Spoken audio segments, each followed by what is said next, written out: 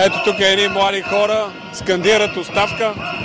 Не се изморихте, 52-ри ден. Не. Може би още толкова поне. Още толкова, това е значи около месеци, 2-3 седмици. Викаш, вижда му се края, а? Бе, аз лично го виждах още на третия ден. За съжаление, управляващите не мислят май като нас.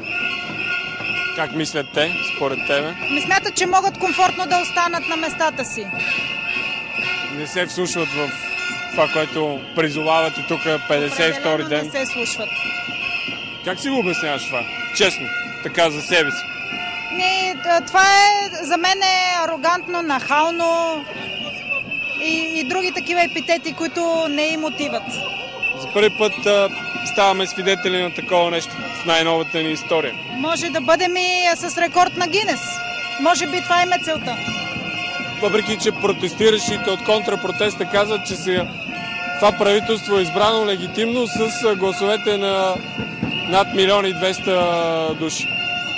Сигурно са прави от законова гледна точка, но това, че са избрани легитимно, би трябвало да означава да правят законови неща, а не срещу закона да работят. Тъй като че ли така в управленската си програма се опитват така да прокарат някои мерки, но като че ли недоволството идва от това, че тези скандални назначения, това изкара като че ли хората на улицата.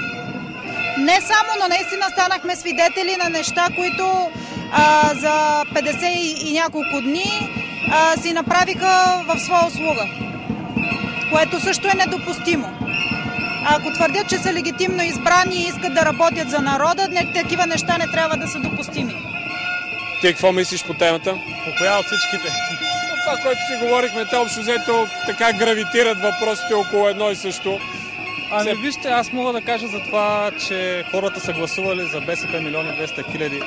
Аз мисля, че те не са гласували за това, което БСП правят в момента. Не са гласували. Те са гласували за БСП, не за БСП, ДПС и Атака заедно.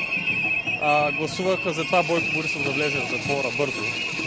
Както виждаме, той няма да влезе в затвора, защото не иска да покара в затвора. Гласуваха за пенсиите си и за такива неща, които няма да получат реално.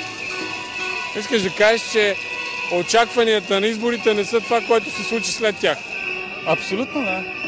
В смисъл, те може би заради това се страхуват да излязат сега на предсрочни избори, защото показаха вече, че няма да направят това, което обещават и че държавата след тях ще затъне още повече, както направиха вече няколко пъти.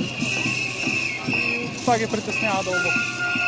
Факт е, че българските граждани се произнесоха каква да бъде конфигурацията в този парламент.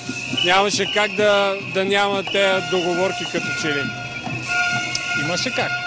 Ако не бяха сформирали правителство, нямаше да има такива договори. Да, това може би е изхода от тази система. В момента ситуацията е такава. БСП управляват един автомобил, при положение, че ДПС са им го усукали едната ръка, а Атака другата. И се опитват да правят нещо. И аз питам, с какво управлява този автомобил?